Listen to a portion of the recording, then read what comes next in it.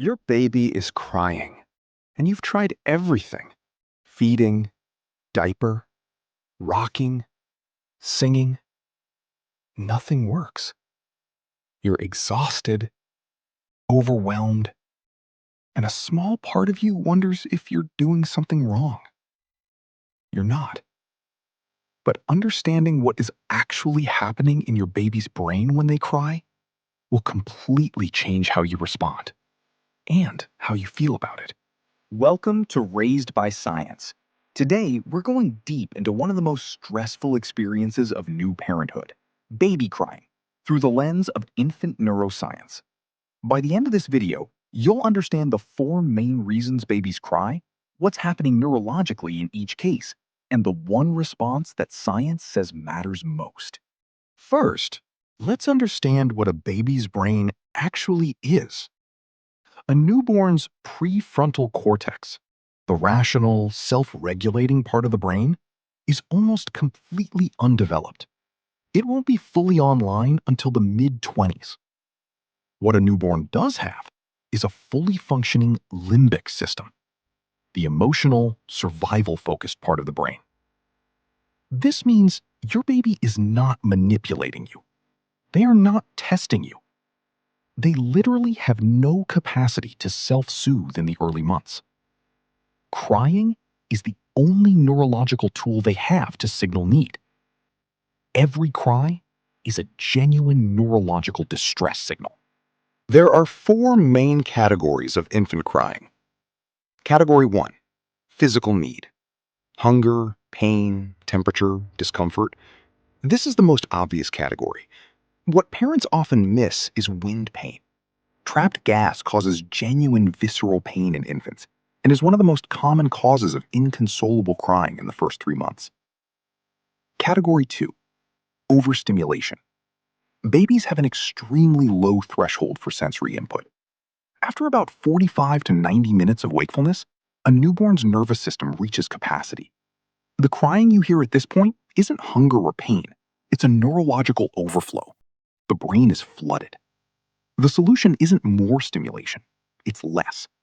Dim the lights. Reduce noise. Try gentle rhythmic motion. Category 3, the witching hour. Around 6 p.m., many babies cry inconsolably for 1 to 3 hours. This is so common, it has a name. Researchers believe it coincides with a natural neurological transition in the evening, the brain shifting from alert mode to sleep mode. The cortisol from the day's stimulation peaks, and the melatonin hasn't kicked in yet. Your baby isn't broken. Their brain chemistry is doing exactly what it should.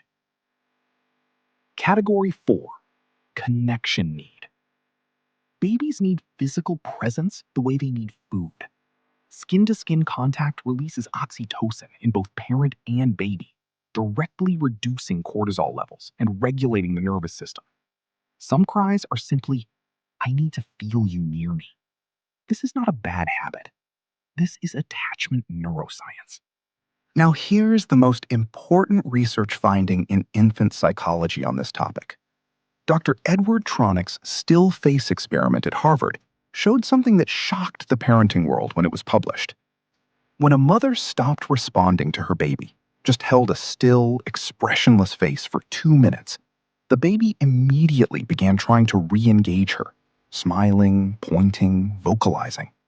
When that failed, the baby showed clear signs of distress, turning away, hunching over, crying. In just 2 minutes of non-response, the baby's heart rate spiked, cortisol flooded the system, and the baby began to shut down emotionally. 2 minutes. Now imagine what consistent non-response does to a developing brain over months.